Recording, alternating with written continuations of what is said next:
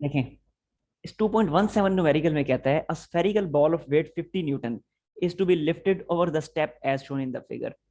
कि ये एक स्टेप स्टेप आपको दिखाई दे रहे हैं, इस बॉल को लिफ्ट करने है इसके ऊपर, ये फोर्स एक्ट कर रही है, ये वो फोर्स है कि जो फोर्स इसको लिफ्ट करके स्टेप के ऊपर रखेगी। कैलकुलेट द मिनिमम फोर्स, यानी ये एफ की मिनिमम वैल्यू क्या होगी वो आपने फाइंड करनी है, just to lift it above the floor. इसको यहां से उठा के, फ्लोर से उठा के स्टेप के ऊपर रखने के लिए कितनी फोर्स रिक्वायर्ड होगी। जबकि इसका वेट जो है वो बता दिया गया 50 न्यूटन है, बॉल का वेट बता दिया गया है वो है 50 न्यूटन। अच्छा देखें, जब बॉल का वेट 50 न्यूटन है तो हमें तो पता है कि वेट वर्टिकली डाउनवर्ड एक्ट करता है ना, तो वेट एक्ट करेगा यहां से वर्टिकली डाउनवर्ड ऐसे, वेट वर्टिकली यहां से ऐसे डाउनवर्ड एक्ट करेगा। ठीक हो गया जी। अच्छा अब देखें कि जब ये फोर्स एक्ट करेगी, अब यहाँ पे मुझे पहले बताएं कितनी फोर्सेस अब यहाँ पे टोटल, जी कितनी फोर्सेस एक्ट कर रही हैं, बता देना जल्दी करें। चलें चल मैं खुद ही बता देता हूँ, दो फोर्सेस टोटल टोटल एक्ट कर रही हैं। एक ये वाली फोर्स है एफ, जिसने इस बॉल को, There are 2 forces. Yes two forces, एक पहली फोर्स ये एफ जिसने इस बॉल को लिफ्ट करने स्टेप के ऊपर रखने के लिए, जबकि दूसरी फोर्स है इसका वेट। और वेट क्या करेगा, वेट इसमें काउंटर टॉर्क प्रोड्यूस करने की कोशिश करेगा। जरा ये वाली फोर्स जो है इसको रोटेट करवाएगी ना, बॉल को ऐसे इसने रोटेट करवाना है, इसमें टॉर्क प्रोड्यूस करना है इस स्टेप के ऊपर रखने के लिए। लेकिन वेट ऑपोजिट वर्क कर रहा है, वेट इसमें काउंटर टॉर्क प्रोड्यूस करके इसको वापस नीचे लाने की कोशिश कर रहा है। तो ये टोटल दो फोर्सेस हैं जो दो ऑपोजिट टॉर्क्स प्रोड्यूस कर रही हैं। ठीक है। अच्छा अब यहाँ पे हमने इक्विलिब्रियम की कंडीशन जब अप्लाई हम करेंगे, तो इक्विलिब्रियम की कंडीशन अप्लाई करने के लिए हम सम ऑफ टॉर्क्स की बात करेंगे। बिल्कुल क्लियर है, यहाँ पे दो टॉर्क्स एक्ट कर रहे हैं, एक इस फोर्स की वजह से प्रोड्यूस होने वाला टॉर्क और दूसरा वेट की वजह से प्रोड्यूस होने वाला टॉर्क। दोनों टॉर्क्स को हमने कंसिडर करना है। तो जब टॉर्क्स को कंसिडर करना है तो हमारे पास मूवमेंट आर्म का होना जरूरी है, क्योंकि हमें पता है टॉर्क क्या होता है, और एफ, जिसमें आर होता है मूवमेंट आर्म। तो अब दोनों फोर्सेस के मूवमेंट आर्म्स का पता होना जरूरी है। ठीक है। अब जरा देखें कि ये फोर्स एफ जो है, ये फोर्स एफ, इसका मूवमेंट आर्म क्या होगा। तो पहले तो देखें, मूवमेंट आर्म की जब भी हम बात करते हैं, मूवमेंट आर्म की डेफिनेशन क्या है, पिवट पॉइंट से लेके point of application of force तक का डिस्टेंस। तो यहाँ पे पिवट पॉइंट का पता होना जरूरी है। तो देखिए, इस बॉल को जब रोटेट करवाएंगे तो रोटेशन इस पॉइंट के अबाउट प्रोड्यूस होगी ना, ये वाला जो पॉइंट है, इस पॉइंट को मैं नाम दे देता हूं, कोई पॉइंट ए का नाम दे देता हूं चलें। तो इस पॉइंट ए के अबाउट रोटेशन प्रोड्यूस होगी ना, तो ये पॉइंट ए जो है ये फिर हमारा पिवट पॉइंट है। तो जब ये पॉइंट पिवट पॉइंट है, तो फिर जरा देखें, ये जो पॉइंट है जिसपे फोर्स एक्ट करेगी, इस पॉइंट से पिवट पॉइंट तक का जो डिस्टेंस है वो ये वाला डिस्टेंस बनता है, लाइक दिस, ऐसे, ये वर्टिकल डिस्टेंस। ठीक है। तो ये वाला जो पॉइंट है ये हमारा मूवमेंट आर्म होगा इस फोर्स एफ का। तो ये वाला डिस्टेंस हमारे पास मौजूद होना जरूरी है। ठीक हो गया। इसी तरह ये वेट डब्ल्यू जो है ये एक्ट कर रहा है, वेट डब्ल्यू जब इस पॉइंट पे एक्ट कर रहा है, तो अब इस केस में भी मूवमेंट आर्म का होना जरूरी है। तो वेट डब्ल्यू जब इस वाले पॉइंट पे एक्ट कर रहा है, तो अब मूवमेंट आर्म कितना होगा। अब मूवमेंट आर्म यहां पे भी हमें कैलकुलेट करना पड़ेगा। तो यहां पे देखें, मूवमेंट आर्म के लिए, मूवमेंट आर्म हमें पता है कि फोर्स के परपेंडिकुलर जो डिस्टेंस होता है उस डिस्टेंस को मूवमेंट आर्म कहते हैं। तो फोर्स के परपेंडिकुलर जो डिस्टेंस होगा, इस पॉइंट से लेके ये वाली फोर्स आ रही है वेट की, तो इसके परपेंडिकुलर डिस्टेंस ये वाला डिस्टेंस बनता है, ये वाला। ठीक है, इस ए को मैं साइड पे करके इधर लिख देता हूं। तो ये वाला जो डिस्टेंस होगा ये मूवमेंट आर्म होगा हमारा। ठीक है जी। अब ये दोनों डिस्टेंसेस हमने कैलकुलेट करने हैं। इन दोनों मूवमेंट आर्म्स को मैं नाम दे देता हूं, इस वाले मूवमेंट आर्म को मैं नाम दे देता हूं आर का, और ये वाला जो मूवमेंट आर्म है इसको मैं नाम दे देता हूं आर डैश का। अब इन दोनों मूवमेंट आर्म्स को हम बारी बारी कैलकुलेट करते हैं। ठीक हो गया। तो पहले ऐसे करते हैं कि हम आर डैश को कैलकुलेट कर लेते हैं। तो आर डैश कैलकुलेट करने के लिए पहले आपको मुझे ये बताना पड़ेगा कि ये डिस्टेंस कितना है। जी बताएं कितना डिस्टेंस है, जल्दी से बताएं, ये डिस्टेंस कितना है। नहीं समझ आ रही, चलें अच्छा ये बताएं ये डिस्टेंस कितना है। अब तो क्लियर है, ये कितना डिस्टेंस है ये। हाँ जी, इसमें कौन सी सोचने वाली सर बात है। नहीं समझ आ रही। ये वाला डिस्टेंस नहीं आपको समझ आ रहा। मुझे बताएं इस बॉल का टोटल रेडियस कितना है, आपके सामने लिखा हुआ है। बॉल का रेडियस कितना है। 20 सेंटीमीटर 20 सेंटीमीटर। तो फिर ये डिस्टेंस रेडियस की तो इक्वल है, तो कितना होगा ये, कितना होगा फिर। 20 ही होगा। 20 होगा, जाहिर सी बात है। तो ये डिस्टेंस तो हो गया 20 20। सेंटीमीटर जी बिल्कुल। अब फिर ये वाला डिस्टेंस बताएं ये कितना है। अब तो काम आसान हो गया। ये डिस्टेंस कितना है ये। 15 सेंटीमीटर। 15 सेंटीमीटर। देखे ना, ये पूरे का पूरा 20 है और इतना वाला 5 है, तो बाकी ये कितना बचेगा, ये 15 बचेगा ना। आगे समझ बात की।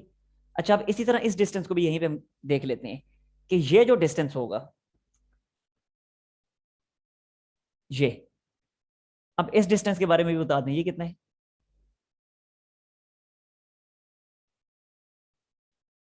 हाँ जी। ओह, 25 नहीं होगा, क्या ख्याल है। 25 ही होगा यस ना। सर। हाँ, क्योंकि ये वाला 10 है, ये वाला 10 है और ये वाला हम कह चुके हैं कि 15 है। तो जब ये 15 और ऊपर वाला 10, तो ओवरऑल फिर पूरा ये कितना बनेगा, ये 25 ही तो बनेगा। ठीक हो गया, इतनी चीज क्लियर। तो यहां से नो देखें फिर। सर नहीं क्लियर। ओफो, क्या चीज नहीं है क्लियर। सर ये सारा जो आपने रेडियस वगैरह सारा बताया ये नहीं समझ आ रहा। Movement arm. तो बहुत आसान, मूवमेंट आर्म तो अभी एक भी नहीं मैंने लिखा। मूवमेंट आर्म्स दो हैं, एक आर है और एक आर डैश है, मैंने भी एक भी नहीं लिखा। मैंने भी सिर्फ इन लेंथ्स की बात की है। ये पूरी की पूरी लेंथ जो है ये इस जायरस रेडियस की इक्वल है। जो इस पूरे का रेडियस है, जो कि बताया हुआ हमें क्वेश्चन में बताया 20 है। तो जब ये पूरा 20 है तो ये भी तो रेडियस ही है, इसलिए ये भी तो 20 ही होगा। ठीक हो गया। बाकी फिर ये वाला जो डिस्टेंस है, ये डिस्टेंस ये कितना होगा। जाहिर है अगर ये पूरा 20 है, इतना वाला जो है ये 5 है, ये 5 है, तो बाकी ये कितना बचा, ये 15 ही तो बचेगा। यही तो मैंने लिखा। और बाकी फिर इस वाले डिस्टेंस की अगर मैं बात करूं, ये वाला जो कि आर के इक्वल है, मूवमेंट आर्म के इक्वल है, तो ये कितना होगा। इतना कैलकुलेट कर दिया ना 15, ये वाला। तो जब ये 15 ऊपर वाला 10, तो 15 प्लस 10 25 ही तो बनेगा। और ये 25 आर के इक्वल है, तो इसलिए फर्स्ट मूवमेंट आर्म आर जो है वो तो मेरे पास आ गया। सो आर इज इक्वल टू 25। इतनी चीज क्लियर अब। जी आमना आप बताएं यस ना। सर क्लियर है। ओके। देखें, एक मूवमेंट आर्म जो है आर, वो तो मुझे मिल गया, वो तो डायरेक्टली लिख दिया। अब जो दूसरा मूवमेंट आर्म है आर डैश, अब ये मैं कैलकुलेट करूंगा। ये कैलकुलेट करने के लिए देखें, अगर मैं ये जो सेंटर है इसका, इस सेंटर को मैं नाम दे देता हूं ओ का। तो अब अगर इस पॉइंट ओ को मैं पॉइंट ए के साथ ज्वाइन करता हूं, ये ज्वाइन कर दिया, तो ओ को ए के साथ ज्वाइन करने से देखें क्या राइट ट्रायंगल कंप्लीट नहीं होगी, होगी ना कंप्लीट। ये यस वाला सर पॉइंट, होगी। ये वाला पॉइंट ए है, ये वाला पॉइंट ओ है, और ये जो पॉइंट है ये वाला, इसको अब मैं नाम दे देता हूं बी का। तो जब राइट ट्रायंगल कंप्लीट हो गई, अब मैं बड़ी आसानी से यहाँ पे पाइथागोरस थ्योरम अप्लाई कर सकता हूँ। ठीक है, तो देखें पाइथागोरस थ्योरम मैं अप्लाई कर रहा हूँ। लिखता हूं in right triangle O A B. तो right triangle O A B पे पाइथागोरस थ्योरम में अप्लाई करूंगा, तो मैं लिखूंगा ओ ए के मैग्नीट्यूड का square is equal to O B के मैग्नीट्यूड का स्क्वायर प्लस ए बी के मैग्नीट्यूड का स्क्वायर। ठीक है जी। अब मैं यहाँ पे वैल्यूज पुट कर देता हूँ। मुझे बताएं ओ ए, इसकी वैल्यू क्या होगी, देखें फिगर और मुझे बताएं what will be the value. 20 होगी 20। बिल्कुल ठीक है, वेरी गुड, 20 होगी। क्योंकि ओ ए जो है सर्कल का रेडियस ही तो है, और ये है क्या, इसलिए ये वैल्यू 20 होगी। Very good. सो ये मैंने लिख दिया 20 square is equal to O B. O B की वैल्यू क्या है, आपके सामने लिखी हुई है 15। 15 है। Very good. सो ये लिख दिया 15 स्क्वायर, प्लस का साइन, और ए बी, ए बी जो है उसे ही तो मैंने आर डैश का नाम दिया हुआ है, वही तो मेरा मूवमेंट आर्म है, लिहाजा उसको मैं ऐसे ही लिखूंगा, तो ये लिखा आर डैश स्क्वायर। ठीक है जी। अब ये क्या बन जाएगा, ये बन जाएगा 400 minus 225 is equal to R dash square, R dash square. तो और डैश की वैल्यू डायरेक्टली क्या आ जाएगी, 175 बनेगा ना, तो 175 का स्क्वायर रूट में ले लेता हूँ, यानी 175 का 175 का स्क्वायर रूट ऑफ 175, ये बनता है 13.22 सेंटीमीटर्स, 13.22 सेंटीमीटर्स, क्योंकि सब कुछ सेंटीमीटर्स में ही गिवन था। और अगर मीटर्स में मैं इसको लिखता हूँ तो मीटर्स में क्या बन जाएगा, मीटर्स में बन जाएगा 0.13 मीटर्स। ठीक हो गया जी। तो देखें दोनों मूवमेंट आर्म्स आर और आर डैश मेरे पास आ गए। अब मैं इजीली इक्विलिब्रियम की सेकंड कंडीशन अप्लाई कर सकता हूं। So using second condition of equilibrium, second condition यानी सम ऑफ टॉर्क्स वाली सेकंड कंडीशन ऑफ इक्विलिब्रियम। तो इक्विलिब्रियम की सेकंड कंडीशन मैंने अप्लाई की, summation torques is equal to 0, जिसको अगले स्टेप में अब मैं लिख दूंगा। देखें फर्स्ट टॉर्क, इस फोर्स एफ की वजह से जो टॉर्क प्रोड्यूस हो रहा है, तो मैं क्या लिखूंगा, एफ, और एफ का मूवमेंट आर्म वो था आर, देखिए ये था मूवमेंट आर्म, तो ये लिखा एफ इंटू आर। ठीक हो गया। और दूसरी फोर्स थी वेट, तो ये मैंने लिखा वेट, और ये वेट का मूवमेंट आर्म था आर डैश, तो weight into R dash and that is equal to 0। Science कौन कौन से आएंगे, जाहिर सी बात है बिल्कुल क्लियर है, ये फोर्स एफ जो है ये रोटेशन प्रोड्यूस करवाना चाह रही है, इसमें देखें इस डायरेक्शन में ऐसे एंटी क्लॉकवाइज, तो एंटी क्लॉकवाइज तो इसके साथ मैंने पॉजिटिव साइन लगा दिया। जबकि वेट क्या कर रहा है, वेट फोर्स लगा रहा है डाउनवर्ड, यानी इसको दोबारा से ऑपोजिट डायरेक्शन में क्लॉकवाइज डायरेक्शन में रोटेट करना चाह रहा है, तो जब क्लॉकवाइज तो यहाँ पे नेगेटिव साइन। ठीक हो गया जी। अब मैं वैल्यूज पुट कर देता हूँ। फोर्स एफ मैंने फाइंड करनी है तो ऐसे ही लिखूंगा, आर की वैल्यू मैं कैलकुलेट कर चुका हूँ जो कि 0.25, सो ये मैंने लिखा 0.25 माइनस वेट, वेट कितना है, वेट मैंने कैलकुलेट, सॉरी वेट मुझे क्वेश्चन में ही गिवन है, क्या था क्वेश्चन में, 50। 50, 50, यस जी सर। ओके। तो ये लिखा जी 50, और यहां से आर डैश की वैल्यू हमने कैलकुलेट की थी 0.13। अब मेरा नहीं ख्याल कि यहां से आगे आपके लिए कोई मसला है, तो बस यहाँ से आपने अब इसकी एफ की वैल्यू फाइंड कर लेनी है, जो भी वैल्यू बनेगी वो क्या बनता है जी, 50 इंटू 0.13 डिवाइडेड बाई 0.25, बस इसको कैलकुलेट कर लीजिएगा, तो न्यूटन में ये वैल्यू आपको मिल जाएगी। ठीक हो गया। अब इसका लें स्क्रीनशॉट, और अगर कोई इशू है तो पूछें।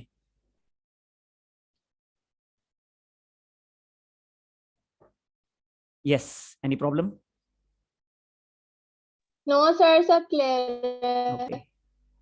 बस अब आखिरी न्यूमेरिकल आसान है, उसमें इतनी कोई कैलकुलेशन, ज्यादा मुश्किल यही थे, ये इकट्ठे जो अभी दो किए हैं ना, इनमें बहुत ज्यादा डेप्थ में कॉन्सेप्ट था। हाँ जी, साफ कर दूं बोर्ड? जी sir. Yes sir. Okay.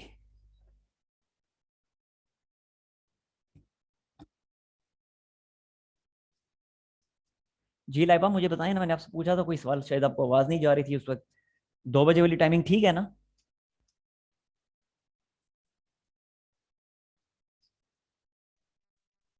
Laiba, कुछ समझ,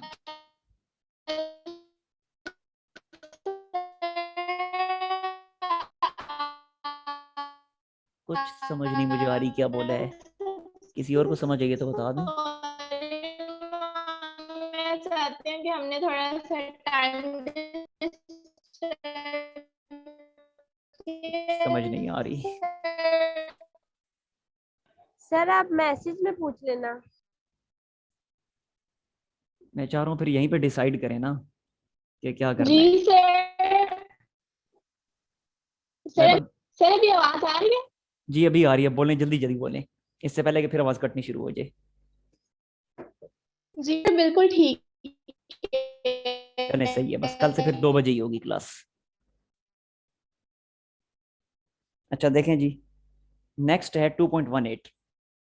2.18 में सर कहता है, मैं सबसे सॉरी मांगना चाहती हूँ कि सब डिस्टर्ब हो गए हमारी वजह। कुछ समझ नहीं आ रहा मुझे, लाइबा मुझे मैसेज कर दीजिएगा व्हाट्सएप पे। अच्छा देखें, a uniform sphere of weight 10 Newton is held by a string attached to a frictionless wall so that the string makes an angle of 30 degree with the wall. Find the tension in the string and force exerted by the sphere, force exerted on the sphere by the wall. मतलब वो ये कहना चाह रहा है कि ऐसे एक वॉल है, वॉल पे यहाँ पे इस जगह पे कोई पॉइंट है जिसके साथ एक स्ट्रिंग को कनेक्ट किया गया, ये स्ट्रिंग कनेक्ट कर दी गई, और स्ट्रिंग का जो दूसरा एंड है उसके साथ एक स्फीयर जो है वो उसे कनेक्ट कर दिया गया ऐसे। तो देखें ये दूसरा एंड है, ये इसके साथ स्फीयर कनेक्ट कर दिया गया।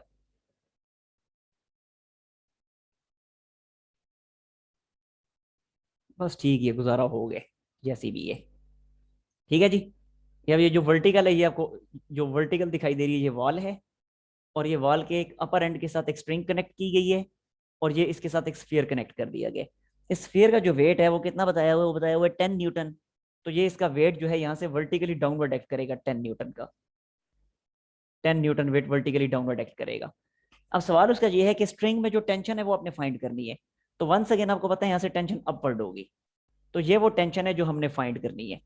ठीक है। और साथ ही साथ हमें एंगल भी बताया हुआ है। एंगल कितना बताया, 30 डिग्री। कि वॉल के साथ जो एंगल बन रहा है ये वाला एंगल, इस एंगल के बारे में बताया गया, दैट एंगल इज 30 डिग्री। तो अब ये वाला एंगल हमने फाइंड करना है। ठीक हो, सॉरी, ये एंगल हमें गिवन है। हमने फाइंड करनी है टेंशन, एक चीज, और साथ ये फाइंड करना है कि ये जब बॉल इस वॉल के साथ कनेक्टेड होगी तो ये वॉल कितनी रिएक्शन फोर्स अप्लाई करेगी ऑपोजिट डायरेक्शन में, यानी इस डायरेक्शन में जो रिएक्शन फोर्स वॉल अप्लाई करेगी, जिसको मैं एफ का नाम दे देता हूं, वो एफ की वैल्यू क्या होगी, ये आपने फाइंड करना है। एक टेंशन फाइंड करनी है और एक ये वॉल की रिएक्शन फोर्स फाइंड करनी है। ठीक हो गया। तो इसके लिए वंस अगेन हम क्या करेंगे, हम ये करेंगे कि टेंशन को इसके कंपोनेंट्स में रिजोल्व कर लेंगे। तो टेंशन को कंपोनेंट्स में रिजोल्व अगर मैं करता हूं तो देखें टेंशन का एक कंपोनेंट वंस अगेन यहां से बनेगा वर्टिकली अपवर्ड लाइक दिस, ये टेंशन का अपवर्ड कंपोनेंट है, और ये टेंशन का दूसरा कंपोनेंट बनेगा इस डायरेक्शन में। अब जो टेंशन का अपवर्ड कंपोनेंट है ये क्या होगा, ये होगा टी cos 30। क्यों, क्योंकि अगर ये वाला एंगल 30 है तो डेफिनेटली ये जो एंगल बनेगा ये भी 30 ही होगा, ये एंगल भी 30 डिग्री ही होगा। बिल्कुल क्लियर है। देखें जरा, ये ऐसे जी कंप्लीट हो रहे, दिस दिस एंड दिस, और जी एंगल्स इक्वल होते हैं, तो जब वो 30 तो डेफिनेटली ये वाला भी 30। ठीक हो गया जी। इसलिए ये वाला जो कंपोनेंट है वो होगा टी cos 30, जबकि जो वर्टिकल कंपोनेंट है वो होगा टी sin 30, टी sin 30। ठीक है जी। तो इस तरीके से टेंशन को हमने कंपोनेंट्स में रिजोल्व कर लिया। अब हम यहाँ पे बड़ी आसानी से इक्विलिब्रियम की फर्स्ट कंडीशन अप्लाई कर सकते हैं। तो फर्स्ट कंडीशन अप्लाई करते हैं इक्विलिब्रियम की, by first condition, by first condition of equilibrium.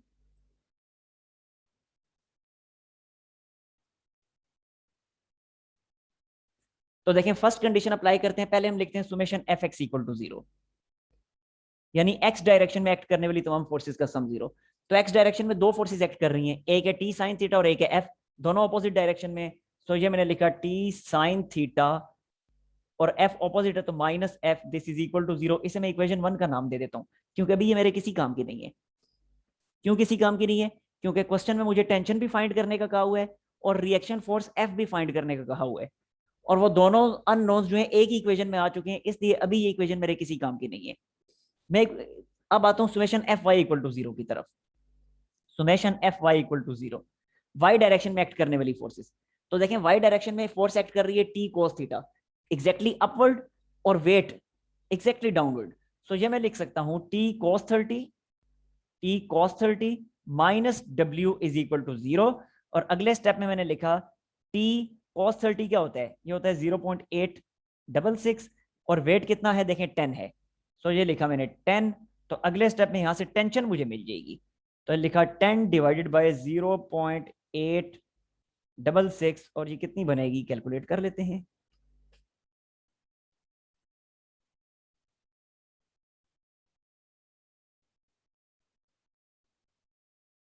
10 divided by 0.866 जो कि बनती है 11.54।